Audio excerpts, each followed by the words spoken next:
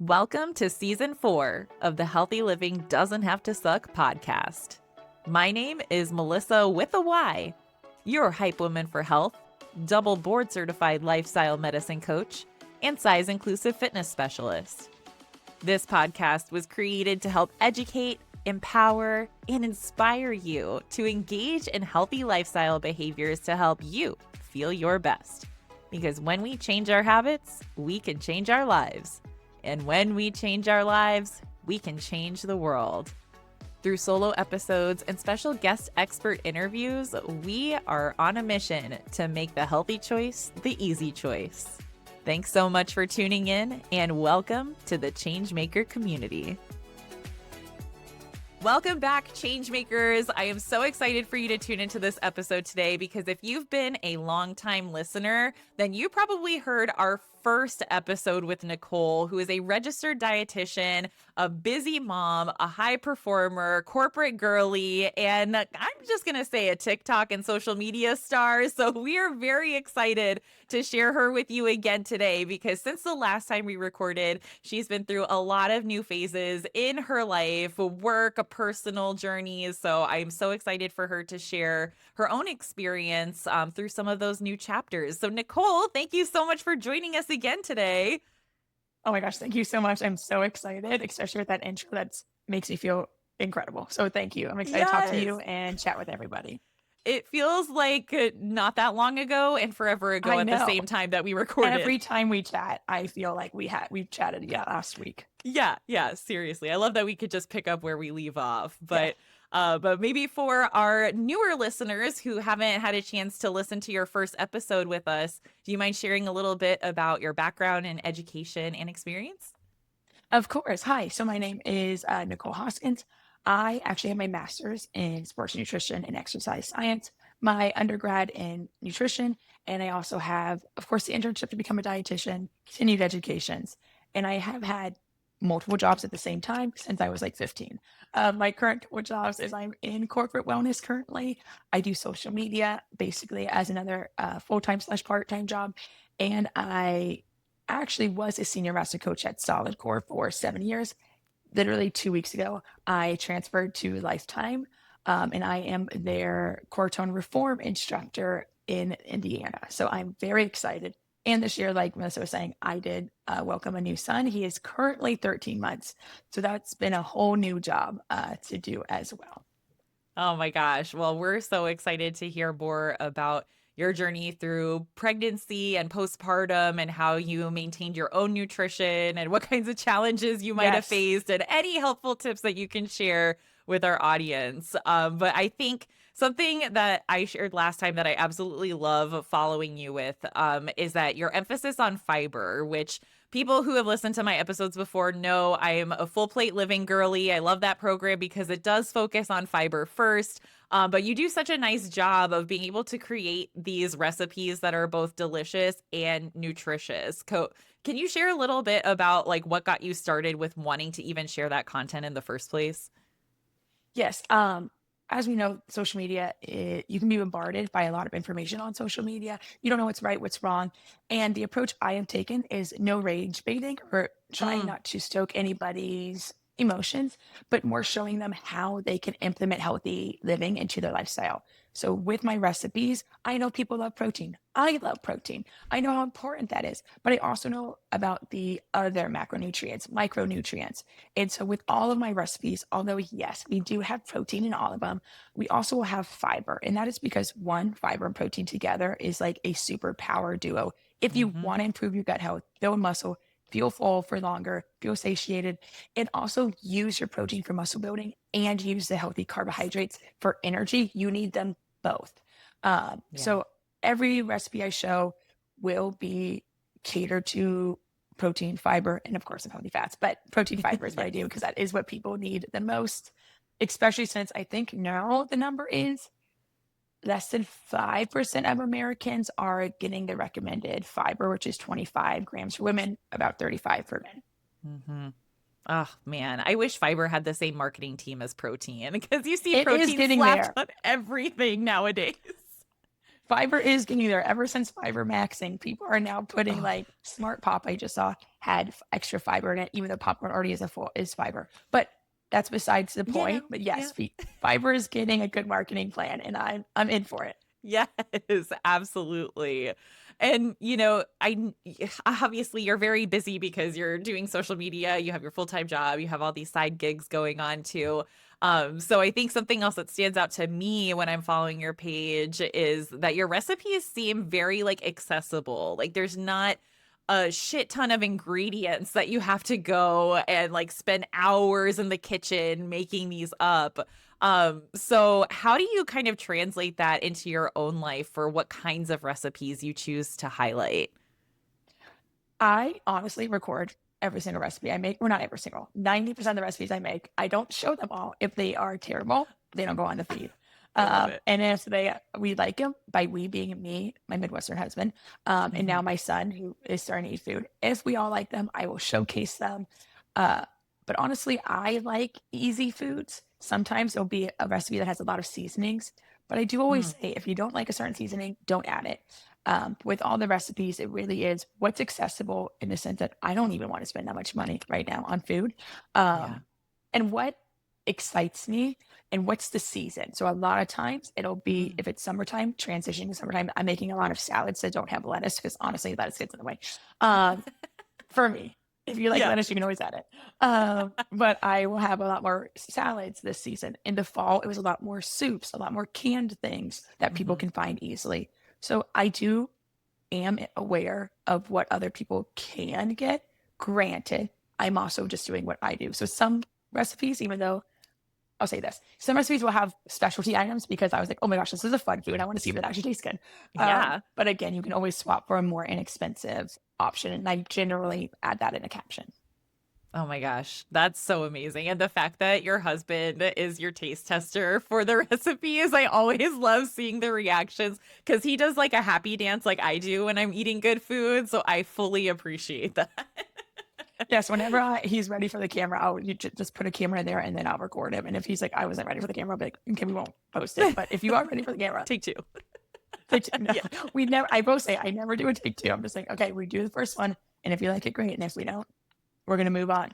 Yep, yep, absolutely. Oh my gosh. So, well, I know that you both welcomed a beautiful baby boy into the world. So, can you share a little bit about navigating that journey through pregnancy and being a first-time mom and how that even impacted your own nutrition? Because as professionals in the space, we're always, like top of mind how this affects us and what we need to do.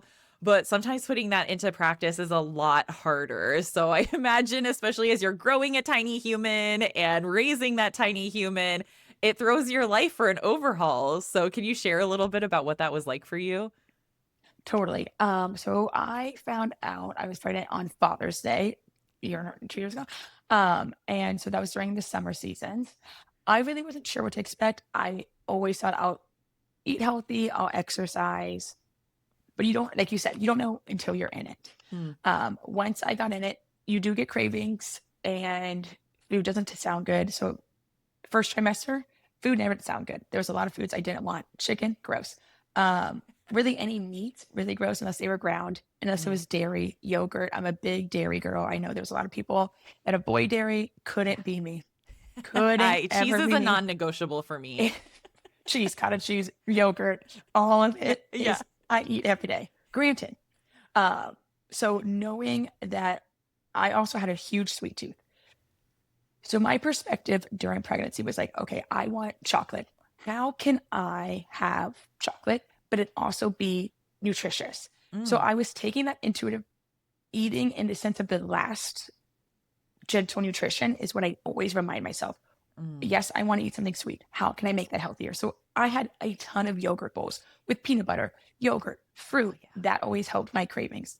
Did I have M&Ms at night? Of course. But I knew if I was just like, I need sugar and I need to have it all day, that wasn't going to be good for me, nor my Hmm. baby. Hmm. Um, so during the day, I had a lot of a cereal that's called Three Wishes. I think I kept them in business. It's just like a cereal that has protein and fiber. So I would have that with some fruit or on yogurt.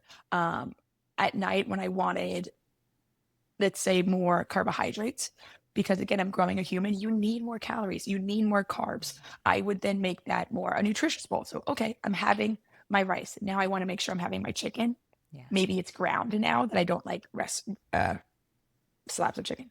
So I'll have Yeah. ground chicken with that. And then the vegetables were with a sauce that I like. So it Mm. always was like, what am I craving? Let me honor my craving. Yet let me fuel it with micronutrients, macronutrients that I and the baby needs. Mm. I love thinking about it in that perspective where it's like you're not just nourishing your own body, you're nourishing this tiny human that's growing in your body. Because I'm sure for a lot of women, they experience some of those insecurities around like how their body's starting to change and how it looks and the weight that's gaining. Was that something that you struggled with at all during your pregnancy journey? Yes, it was a roller coaster of emotions. One, you're already hormonal. You don't know what's happening. Um, and I am somebody that likes to, doomsday is a bad word. I am somebody that likes to know all the avenues that can happen. I need to know Ah, what A, B, C, D can happen. yeah. And then now that I know the worst, the best, I go in and I'm like, okay, this was what people expected. And then that's my perspective and that's what helps me. Hmm. So with that being said, I knew I was going to gain weight. I didn't know how much. I didn't know how it would feel. And it really wasn't comfortable. And every other week I'd feel good. Some weeks I wouldn't feel good about it. I'd be uncomfortable. Some weeks I'd be like, this is incredible. I'm awesome. But I will say what did help me the most was I'm still exercising really for my mental health. When I didn't move my body, even when I was pregnant, I felt very lethargic, very just like you do when you're not pregnant. You feel very unmotivated. But once you Hmm. start even that 20-minute walk, you're like, wow, I'm so much more motivated. My brain's on fire. I'm excited. Same thing happened to me during pregnancy. So it really was getting over that hump. Like, I don't want to do anything. But then when I did it, I was like, darn it, exercise works every single time. And Damn then it. same with food. Yeah. Same with food. I was like, oh, I could really go for all the Oreos. And I was like, Oh, yeah. okay, maybe I make like a chocolate protein shake. And you're like, wait, that actually makes me feel really good. Hmm. And so when I still focus on nutrition and exercise, not in a dieting mindset, but more so like, what am I going to eat and move my body to feel good and get stronger? Mm. I felt better about the weight gain Yeah. because I knew this is what my body needs to do. Hmm. I never calorie counted. I don't do macro counting. I know it can be beneficial for people that might not have the degrees I have, Sure. um, but it just doesn't do good for my brain. So Yeah. keeping the perspective of, am I honoring my body with movement, with food? This weight gain is going to happen. It's okay. And of course, talking to my doctor and being like, is this normal? And she was like, yes. And I was like, great. I love that. Yes, always, always consult with your own providers. This is strictly for educational purposes only. And Three Yes. Wishes, we're not sponsored yet, No, but I mean, no, hit but up man, Nicole. man, do I love them. No, thank you so much for sharing all of that because I could just imagine there's so many people listening who like thinking back on maybe their own journeys as first time moms being like, "Oh, I wish I would have thought about it that way or I wish I knew that." And so even moving into being a first time mom after your son was born, how did you stay on top of making sure that you were still feeding yourself nourishing foods even after your body had grown this tiny human? Yes. So if you are a mom, you know that the first, let me see how I can put this word.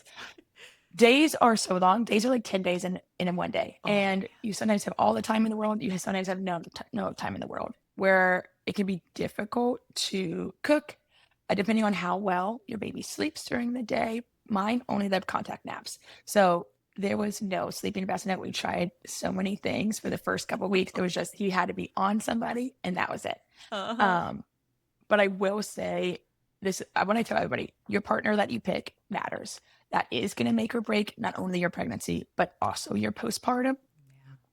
My husband had found time for me to work out, gave me that time. I worked out. I didn't get text messages throughout the exercise of what was happening with my baby. Hmm. Um, and I knew he was safe, obviously, with his own father, but he was safe and I had the time to do that. I also have a great mother in law, my own family helping out as well. So having that close group of people who are helping me cook, who are helping me give time to sleep, which is extremely important, to work out, to do something for myself. I remember the first time I left the house, like maybe week two, was when my mother-in-law took my baby at home, obviously, and I went to the grocery store and I had like 45 minutes until the baby needed to eat. So I went to the grocery store, had time to myself. And that really, I know a lot of people don't like grocery shopping. I love grocery shopping. So that was a great time to see what was new on the stands and to buy fun Right. things. But yeah, I really think the best thing is choosing the right people around you. Yeah, having that support system is Mm-hmm. so important because you do need that time to focus on yourself to be able to keep showing up for the people around you. And I know a lot of moms struggle with making that time to prioritize themselves and even feeling empowered to ask for that time, I Mm-hmm. think, to make sure that it's prioritized and protected. Um yeah, do you have any tips about how people can feel a little bit more empowered asking for that kind of support? I saw a lot of people ask and not ask for support. So I wasn't the Mm, first person to have a baby in my friend okay. group. Okay. So I saw both sides of the coin and the people that asked for help and had the help. Again, that's a privilege to have it. Mhm. Really excelled in that motherhood happiness journey than the Yeah. people that didn't or didn't have the people around them. So I live Yeah. close to my family and my family is able to travel. So I have that. And the people that didn't ask for help even said, I regret not asking for help. Yeah. I knew going out of it that I could have hormone dips. And so I was preparing for the worst. And like I said, I always have my plan A, B, and Yeah. C. Yeah. And then so I knew I was going to need help before. Here, let me just start over. Before having a baby, before even getting pregnant, me and my husband talked about what it was going to look like. When I have Mm, the baby, when I'm pregnant, how is chores going to look? How is fueling my body going to look? After, what did I need help with? I really needed help somebody filling my water bottle. My husband really was in charge of filling my water bottle, making sure I had that. I really needed how a chore is going to look after. I don't think I touched one piece of laundry for 4 months. I was able to cook for myself because that's something that I enjoy. I was able to cook for right. my family because that's something I enjoy and I'm good at. Um, so asking for help and where you want help. I didn't need as much help with cooking because again, as a dietitian, I enjoy it. But if Yeah. you do ask for help, so really just whenever you specifically need, ask for it. I was also, for nutrition wise, really bad at vitamin D drops, which is after you have a baby, if you're breastfeeding and I breastfed slash pump for a year, the baby's supposed to have vitamin D drops. I always forgot. And literally every time, every single time. My husband or mother in law would help remind me um, during the first couple weeks, and I still terrible at them. Um, We love the but I do recommend accountability. doing it. Yeah, no, that was the worst thing. But those are the things I needed help with, right? So, Yeah. what does my baby need? What do I need? And to have those conversations, I think even before pregnancy, before the hormones, before life gets harder, have that. What do you want it to look like? Really helped us.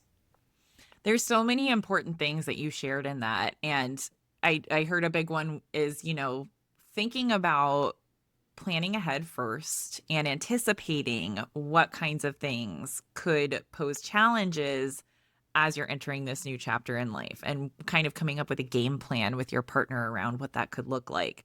And also highlighting that everyone is different. So, like you said, cooking was something that you still wanted because you enjoy it. For me, that would have been the first thing I'm like, here, take it, please. Not that I do a whole lot of it myself because my husband is actually the cook. And so that's something I think a lot of people probably needed to hear is that, like, there's no cookie cutter recipe around how navigating these changes looks like and being able to adapt and adjust with that support system in place, and who that support system might be. Some might have the more robust system around them, and other times you might need to get creative in some of those ways that you ask for support. And yeah, I really appreciated hearing that because planning ahead is huge, and being intentional with those conversations. Yeah, we always say plan for success. And even like going back with nutrition, obviously, before even getting pregnant, making sure you have that prenatal that is third party tested, NSF verified, USP, whatever the Mhm. case may be. Making sure that even before you start trying, you are having that prenatal that has folic acid. Um, where is the number one tip I give everyone? If you don't have any supplementation, make sure you have that one. Yeah. And then even more research that I didn't know before my first pregnancy, but I'm going to do next time is make sure I have vitamin D because that is becoming like a very underestimated supplement that, or just vitamin in general, Hmm. Hmm. that may actually help with outcomes for birth and for you and for the baby. So I think the Interesting. next time, as I'm planning ahead, vitamin Yeah. D is going to be another supplement that I take alongside folic acid and iron. Well, you have to make sure that your husband and mother-in-law are on board with setting Oh, your reminders for and they taking will those be. vitamins. And they will be. That's so funny. I love it.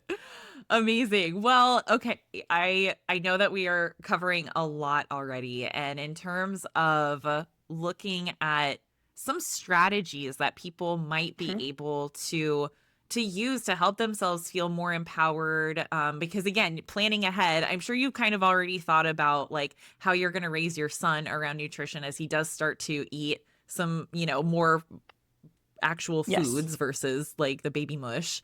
Um, so looking at what are maybe some strategies that people who are busy, people who are looking to make healthier choices, what could some of those look like for, I guess, just getting started on something like that? Getting started on feeding your baby or getting started on getting pregnant. Ooh, I guess let's start with getting pregnant. Yeah, let's Yes. start there. Perfect. I mean, I have a lot of friends who are The trying to get pregnant, so I'll preconception. tell you the Yes. same advice I give them. I recommend habits before pregnancy. Ah, So, but making sure you're getting your fiber before pregnancy, having your prenatal before pregnancy. This is when life is quote unquote easy. I know everybody has different obstacles, right. yet this is easier than when baby comes or when Uh-huh. pregnancy comes and you don't know what symptoms are about to head your way. Oh So boy. I say plan first. So, okay, I know that exercise is very beneficial for pregnant women. Let me make sure I'm exercising before I'm pregnant because at least my doctor, other people don't recommend starting something new when you're pregnant. So talk to your doctor. Mm-hmm. So recommending having those exercises that you enjoy. For me, it was strength training, it was cycling, it was Pilates. So I always did those before I had the base throughout my pregnancy. I did them literally until 48, no, until 6 hours before I gave birth. So I Wow. had that balance. No, I was insane. I had that balance, and I recommend other people don't have to be that insane, Yeah. but to have the exercise they like before they're getting pregnant and then their healthy eating before getting pregnant, um, so that they know, oh, this is what healthy eating for me looks like. This is what cooking looks like for me right now. Then, when you are pregnant, you can roll with the punches and you have that foundation Mm. that started off before pregnancy. I think that's important for people to hear who aren't even thinking about getting pregnant is just like have a system in place, like have a routine set and start looking at where you want to start making those changes. Um, and what kind of excites you to think about making changes in? I think And that's then important too, is that enjoyment piece that you are very good at highlighting with your recipes. yeah, and like movement can be anything. I know strength training is so important, but for Mm. me, strength training most of my life, including now, is group fitness. There's a ton of group fitness classes that incorporate weights. Mhm. And so if you're nervous to go into a gym and make your own workout, I could not recommend trying different things in your area or even Yeah. buying some stuff off Facebook Marketplace and try an app or a YouTube video with strength training. So it doesn't necessarily need to be like a bodybuilder, but just getting your hands in some strength training. Start small. You can always get better. Yeah, oh my gosh, absolutely. I mean, I know we're both a little biased on the group fitness side, but it is you get a community that's there with you and the instructor can help check your form and make sure that you're staying safe and in addition to motivation and encouragement. So yeah, that's always a nice place to start. And some group fitness classes can be intimidating too, but just start at the back row. You don't have to like pop up and be a front row diva day one. I know I would, but but yeah, just connect with one person that can serve as your accountability buddy and see you next time at class. And even the instructor, go up and introduce yourself because then they might be able to connect you with people as well. Um, okay, I forget. What was my original question? So we were Probably asking about pre-pregnancy. What should we do even Oh, right. before we get pregnant? We're talking about nutrition wise. So it's really Yes. just setting your foundation up for success. Awesome. Yes, absolutely. And then we were going to transition into for people who have kids that are maybe grown now too or growing, how do you approach even creating meals for them that are going to have more of those healthy and nutritious options and get them to like it too? Yes, I was very overwhelmed with all the information of baby led weaning versus purees. Personally, I did both. I did purees to start because that made my mom brain happy. Okay. And then I dabbled into foods that were quote unquote baby led foods. Hmm. So, whatever works for you and works for your brain, your anxiety, XYZ levels, go for it. My sister, full fledged on the baby led weaning, and I love that. And it works very well for her.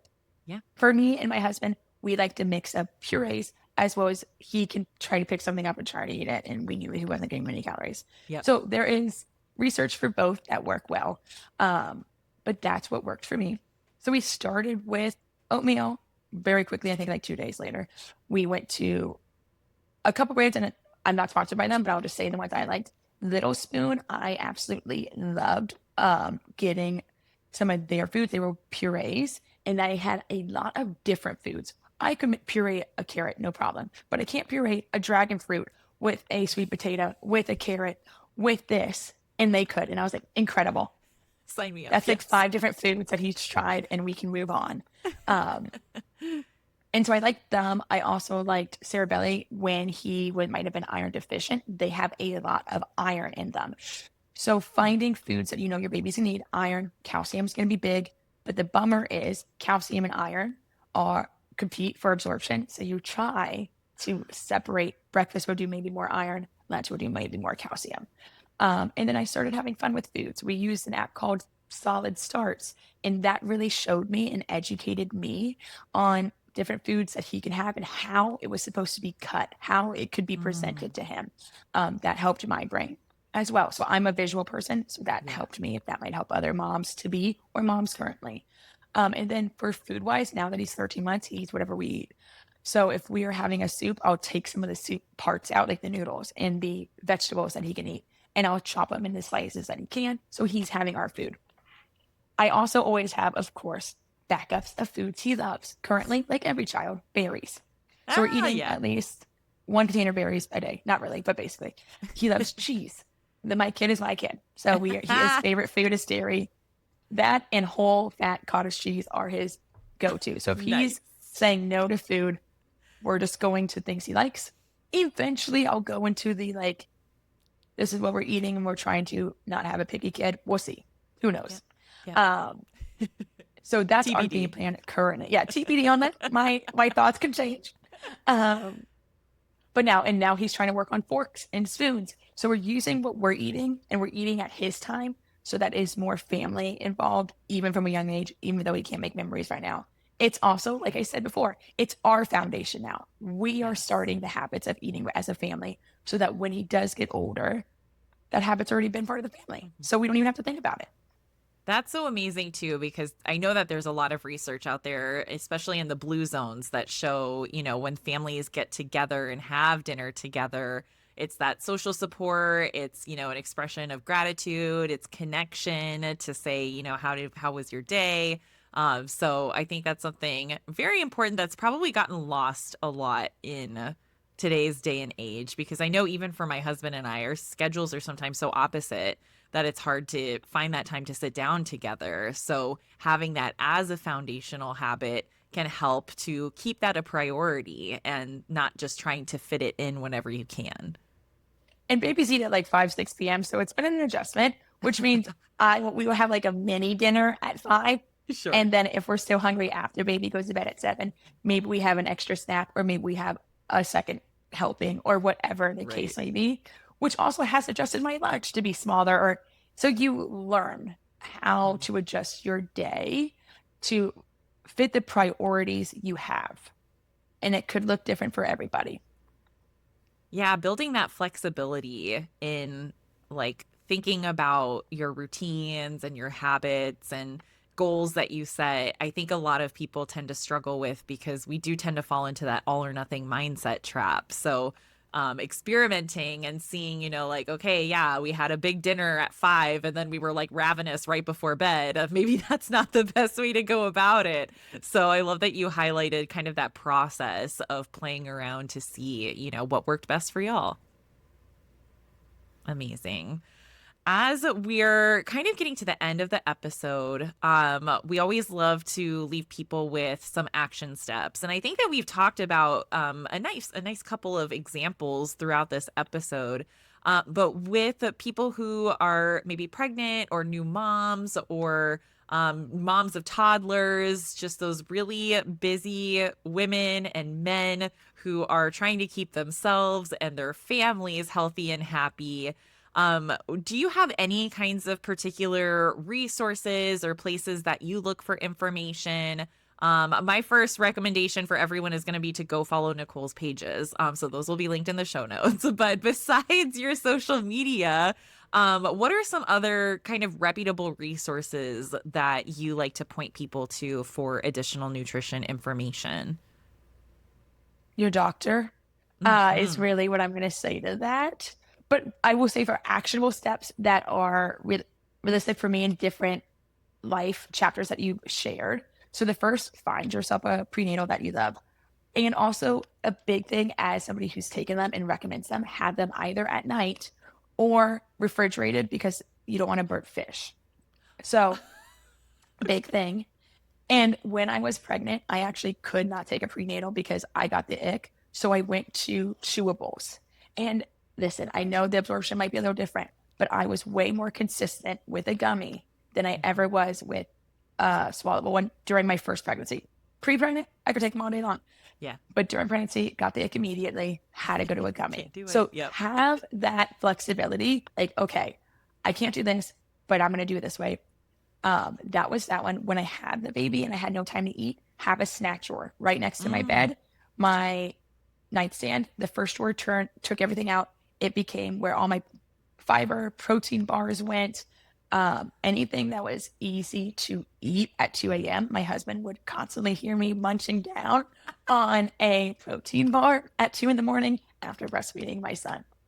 Having the snacks literally everywhere. There was bars in my backpack. And I will be honest, before pregnancy, I was like, not against protein bars, but I was like, I can just eat protein in food form and chicken, whatever. But when you are busy, when you are a mom, sometimes these protein bars, these fiber bars actually can be beneficial because what else you can do? Skip meals and just be hungry? No. Yeah.